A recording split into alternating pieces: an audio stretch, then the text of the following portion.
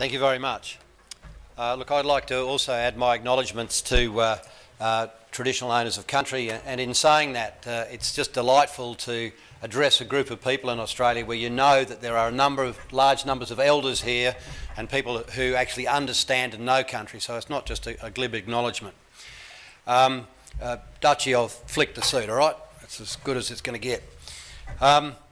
Look, I'd like to apologise to the conveners of this. I've changed my plans a number of times. That's because of the sittings of Parliament and those sort of processes. And if I could just thank everybody who took so much time, and they were just so patient. I was here for the last symposium, and so many people helped me understand about not only the Land Rights Act, but each corner of the New South Wales where you came from, the challenges that you particularly faced, and as somebody who aspires to lead in this area, that is just absolutely vital information. So thank you. Look, I think it is very, very important to continue to have a dialogue, and a dialogue doesn't mean standing up here and talking at you, and I'll just do a little bit of that. But the real dialogue happens when I'm not here, and I'll certainly look forward to catching up with you all this afternoon and later tonight. I think it is terrific on the 30th anniversary celebrating land rights. It is a good opportunity to say, well, how are we going? And I think certainly the New South Wales Land Council, as I move around Australia, and I have a lot to do with other land councils in Australia, you've got some 22,000 members. And I think by and large, as I move across New South Wales, there's not all is right, but I don't get anywhere near the sort of negative commentary about land councils I do elsewhere. So clearly, you're in touch with your constituency, and clearly you're in touch with the challenges that face them. So congratulations. Certainly, I was mentioning to the National Congress of Australia's First People the other day that you had 22,000 members, and I think they went green with envy. But congratulations. I think it's a great organisation. Look, many people who were involved in the activities of 30 years ago, the fight for land rights, Dutchie and others who are here had that fight. If we look back now, certainly we're in a much different environment. You know, land rights, I think those people who were involved then would now think about the great change over those 30 years and say, yes, that was not only that was worth it, but we really have come an awful long way, and I think by and large you should be happy with that progress. But one of the challenges I see is that what we've been good at, and the analogy was given me by an old fellow in Arnhem Land, he said, what we've done, he said, we've gathered up all the eggs. We've been good at that, and that was a land-like process because that's what we had to do. We had to gather the eggs up. But when you've got the eggs gathered up and we have land, we've really got to change our approach to having some of our focus on actually hatching the eggs, getting economic development out of the land that you fought so hard for. And I think this is the next stage. I think this is on a cusp of a new beginning. And I'm not saying that all is right with land rights. There's still more work to do, and I'll speak more about that in a moment. And I really think that if we're going to harness economic development, one of the fundamental things we have to change is the relationship between Aboriginal New South Wales, in this case, and governments. Federal government, New South Wales government. Good relationships are based on trust.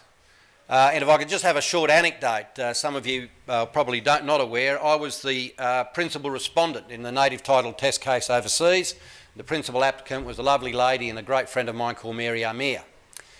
Now, everyone was pretty surprised when the fishermen turn up with some great fat lawyers, as one does, and the lawyers said, we're not actually here. Our instructions are that we're not questioning that native title exists. That's what the fishermen reckon. We're not here to question that it exists. We accept that it exists. We're in court to find out what that means for us. And the reason we took that decision, because the fishermen knew we would insult the only people that were around us, out on the ocean, out around the islands, in the rivers, so much that we couldn't even operate.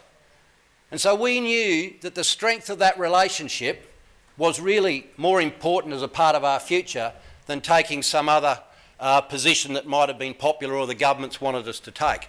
And I have to say, that was a great decision because we still enjoy an absolutely outstanding relationship, certainly a better relationship that's enjoyed by the Northern Territory Government or Commonwealth Government, that's for sure. And so the nature of the relationship we have is very, very important as we move down this new area of economic development. I have to say there are a couple of issues before I pass on from that that still have to be dealt with in terms of land rights. There are a number of technical things I'll deal with in a moment, but I think it's about, you have an agreement, you have a contract or a compact with someone and you shake their hand. There's no point later saying, oh, technically you weren't really right here, because it's not in the spirit of the agreement. It's not in the spirit of the partnership. We know what we're intending, that's why you shake someone's hand. And I think, by and large, if you talk to any Australian, you say, look, handing back Aboriginal land under the Native Title Act, and they would say now, and there's been a change, there's been a spectrum, but they would say now, yes, it's a good thing to do. Let's empower them, give their land back, get out of the way is what they'd say. And so Victor and me are representatives at different levels of Australians who believe that. So where we find bureaucracies and individuals and circumstances where they are in the way, our job is to move that. Because the compact is that we are supposed to be returning land for their use. That's the compact. And that's a compact that myself and Victor, I know, and if we get elected and I have anything to do with it, I'm really looking forward to working with Victor to make sure that the nature of the seal of compact between the Australian people and Aboriginal Australia, that actual compact is adhered to. There's a growing trend in Australia. I've been very excited to be part of that trend in the Northern Territory. Aboriginal representatives in Parliament are growing.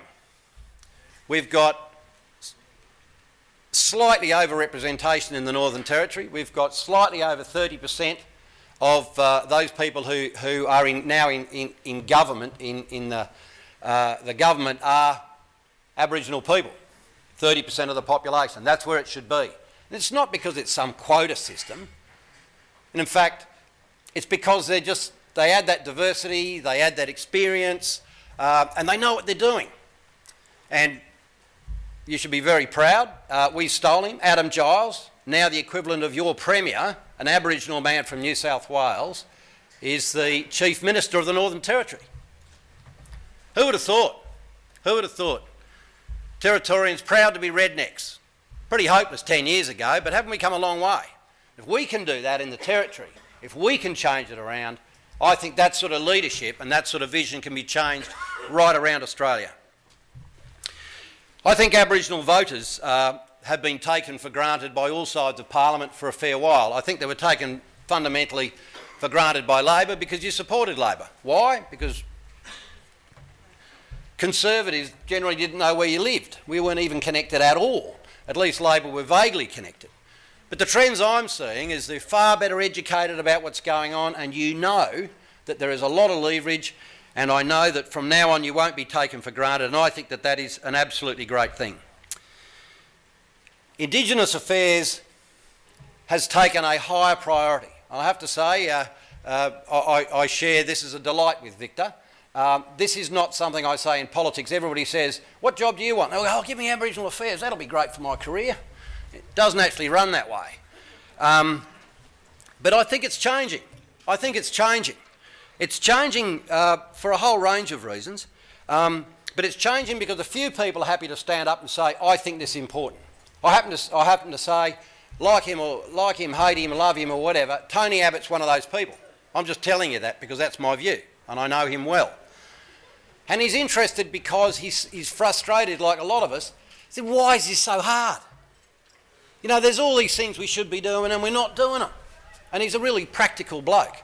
And he backs it up by understanding that he doesn't know everything about this. And so he goes and visits probably more remote communities. And I tell him he should spend more time in town, but we're going to have our disagreements on that. but that has had a lot of effect, I think, and that leadership. So Tony Abbott has said that Indigenous affairs needs to be elevated to a higher profile after this election. And so should we get into government, it's actually going to be a part of Prime Minister and Cabinet. There's a very practical reason for that. You all know about siloisation. We have governments, we've got silos here and silos over here. And the Department of Defence has got, we're running a particular training program or something, and FAXIA, so the secretary at FAXIA will pick up the phone and say, "Hi, how you going, Joe?" Of course, Joe's exactly the same. He's on the same pay grade, he's on the same thing, and he says, "Yeah, no worries, mate, sure," Nothing happens. They build their own palaces. But let me tell you the difference. If you get a phone call from the Prime Minister's department, you say, "Yeah, right, no worries, mate, I'm right onto it." Because if you don't, you lose your job. So that's the practical reason that we would provide the primacy. So it's not only a symbolic thing, it's primacy. And the other element, of course, I've always been very proud since I've been in Shadow Cabinet, and my job in Shadow Cabinet is for Aboriginal and Torres Strait Islanders. I'm their champion. So it's terrific. I don't have to worry about family, community services and some other stuff with some blackfellas thrown on at the end. I can actually work in a portfolio that starts with the basis of respect. And the gap is too wide, frankly, my friends. The gap is too wide for me not to get up in the morning and only focus on this, from Cabinet, the highest platform in the land with a standalone portfolio that actually for the first time has even higher status now than Cabinet within Prime Minister and Cabinet. Now that isn't going to fix it all, I know that, but I think in terms it's worth knowing that there's a change. Now that'll set the platform for the future, and if people don't make that bar in terms of competing views in government, then I think the Australian people will mark them down. So again, it's about leadership and about moving the bar up. So the Prime Minister also made a speech at the Sydney Institute where he stood up and actually said he's going to make me the Minister. Now, of course, I was pretty surprised. He should have had a chat to me about that. But I have to say, it's the only job I want. It's the only job I want. And I have to say that it is really important that everyone understands, and I certainly understand, that you have to speak for Aboriginal and Islander people everywhere. We often focus on Yuendamu and the bush and the horror stories, and it is horrible, and we need to do lots about that. But it doesn't mean at the same time we have to ignore the efforts that we have to strive to make in metropolitan Australia and regional Australia and outer metropolitan Australia. These are really important that we should govern for all Aboriginal and Islander people, no matter where they reside. Now, one of the great hatreds of my life, and sadly being a minister it's going to be a part of my life, is bureaucracies. The great frustration of moving these juggernauts in a slightly different direction is just so hard. There's no sudden retraining scheme for them. And sadly, I think that Aboriginal and Islander affairs has been stuck in this rut. And the rut involves allowing bureaucrats and bureaucracies to own it. And so as a minister, I have this weird vicarious relationship. If I want to talk to a bloke over here, I want to go and speak to the good counsellor, you can just pass that on down there. There's no direct relationship, and so there's no direct responsibility, and that's got to change. I'd like to talk just quickly about an area that I'm pretty passionate about. People talk about, well, why can't we have economic development? I'll tell you, one of the most important places that money gets spent in this area is in services. So it's not only about land, it's about people. So where do the governments of the day spend those services? We ring up the NGOs, because that's what we do. That's our habit. And we pay NGOs, I'm telling you, astronomical amounts of money. Victor's nodding his head, no doubt that happens in New South Wales. I've just done a bit of ring around. There's no Aboriginal organisations doing that. Not one, really. There's a few, and they employ some greater or less amongst of Aboriginal people. So there is a great opportunity in economic development for the government to start considering something new, a new beginning. So rather than funding NGOs continuously, and frankly, getting some fairly average outcomes, not because of the nature of the beast, but this is the fundamental, one of the things that I've learned. You know, if you're an NGO and you're a white man like me, somebody pays you money to go and engage with Aboriginal people and do things, you will never get it anywhere near as right as another Aboriginal from your area engaging with you. You just won't. And so we must get off this, you know, there's only one difference between a rut and a grave, and one's got ends in it. So what we've got to do is stop doing the same thing and expect some sort of different outcome or something to miraculously appear. And that's up to government at all levels. So that's our task. So the empowerment of people is just so important. We know, we hear it all the time. I have to say, I recently visited with Maurice Payne, Darubin Aboriginal Land Council, and for all those people who participated, wherever you are, Kevin and Co, thank you very much. And again brought back to me one of the other battles we've got. The new fight for land rights. And the new fight for land rights isn't only to get your land back, it's to make sure it doesn't go back into the grasping hands of the bloody Greens and the conservationists.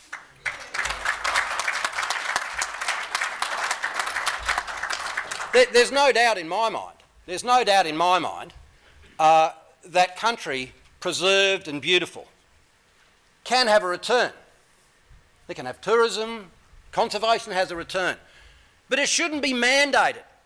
It should be the choice of the people who have done their best, however displaced, to continue to look after country. Not only for themselves, but for their generations after them. That's the fundamental connection with land that people talk to me about all the time. And so, in Darubin, I can remember just shaking my head. It's another example of how the Land Rights Act provides land, it is gifted. When the land's been gifted, suddenly, and it was actually partly our stuff too, where suddenly someone says, oh, we've done some sort of deal with someone, we're going to have a conservation corridor. Where are we going to have that? Oh, just grab the blackfellas' land, they won't mind too much. They like nature, you know. That's just got to change. So economic development is all about actually having a choice to use your land. You know how you want to use your land, where your skill sets are, what you want to do, rather than what you think you have to do. So I can tell you the Greens' relentless efforts, and they say to protect Aboriginal land from development, has just got to stop. And it's happening, of course, the wild rivers in Cape York. I've been up there fighting them up there. You know, we've just recently had reports where they're actually paying people to sign documents to go and get it listed on the World Heritage. Now, we've had an intervention there, we've snuck in, we've caught them out and they've all run away again. But every day they do this, and as a nation we need to start talking about this to ensure that we nip this completely in the bud. Darkinjung, 2006, another horror story, and that was a determination that says, look, we can give you land back as long as you protect its conservation values. You know, so you can't really do anything in your land apart from comb the bloody trees. You know, Victor and Nige, we're going to have the capacity and the power to be able to change that rubbish. And that's what we've got to do.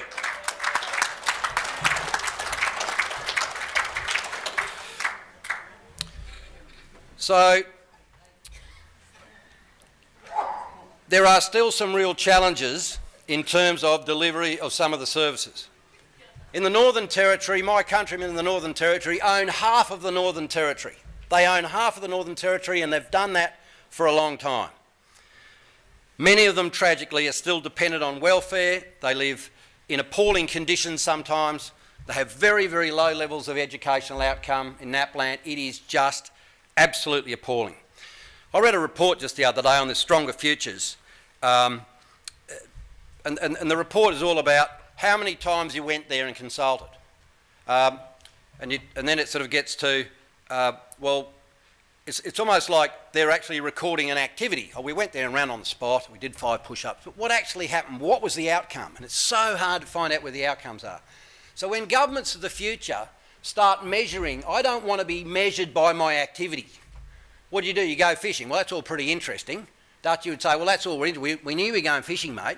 What did you catch? What did you achieve? And so the nature of our reporting system's got to be more fair income, because it holds bureaucrats and politicians to account. There's nothing wrong with that, because everybody from this point onwards should be held to account. So government over time, and I know Victor being relatively new in the job, the toughest thing that he would have to deal with is to make sure the bureaucracy isn't running the country. They don't get elected. We get elected. And we've got to make sure that the bureaucracy does what we want them to do. And so that's got to be a substantive challenge for me, should we attain the government benches.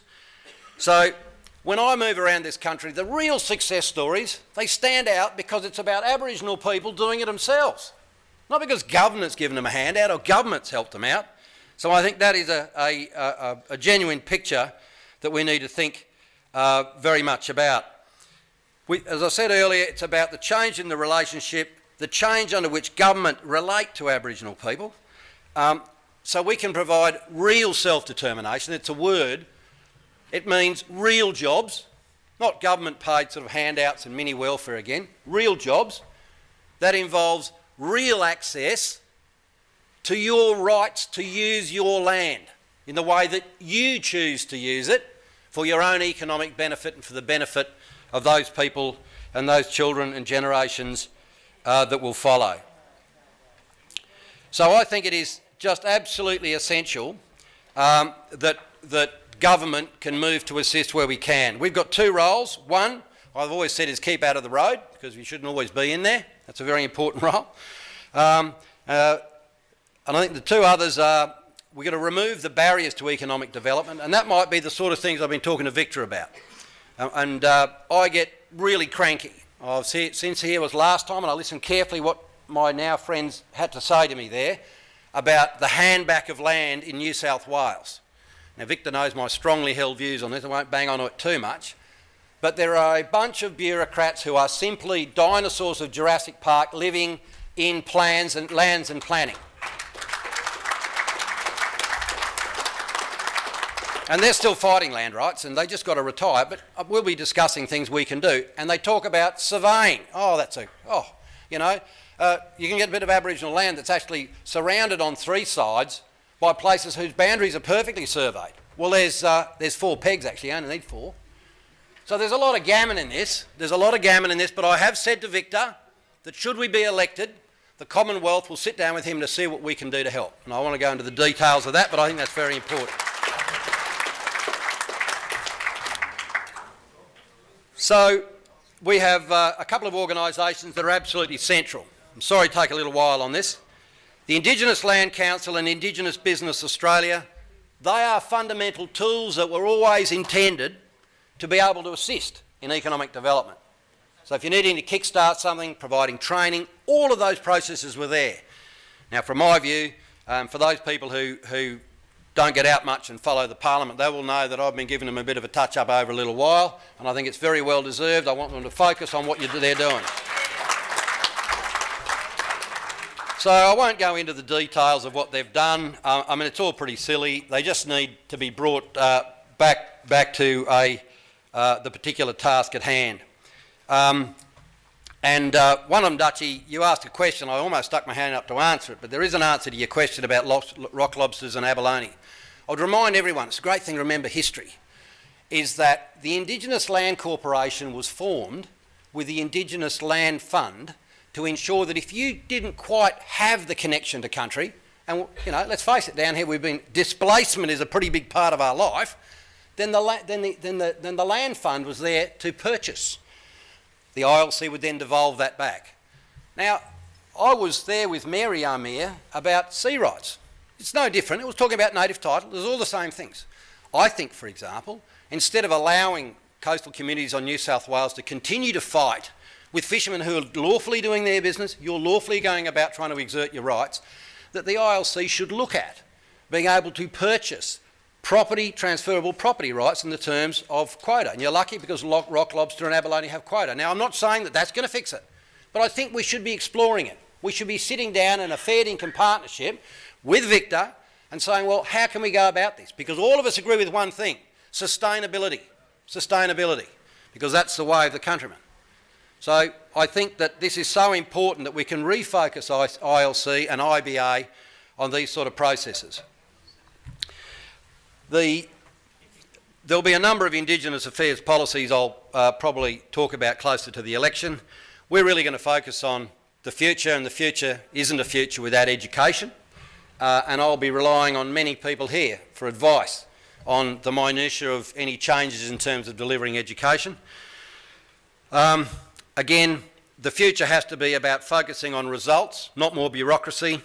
I want to continue a productive dialogue if I win government, and I think that economic development is the next part of the land rights fight, the fight for land rights, exercising your right to freely use your land in the way you choose to develop an economic future for today and your future. Thank you.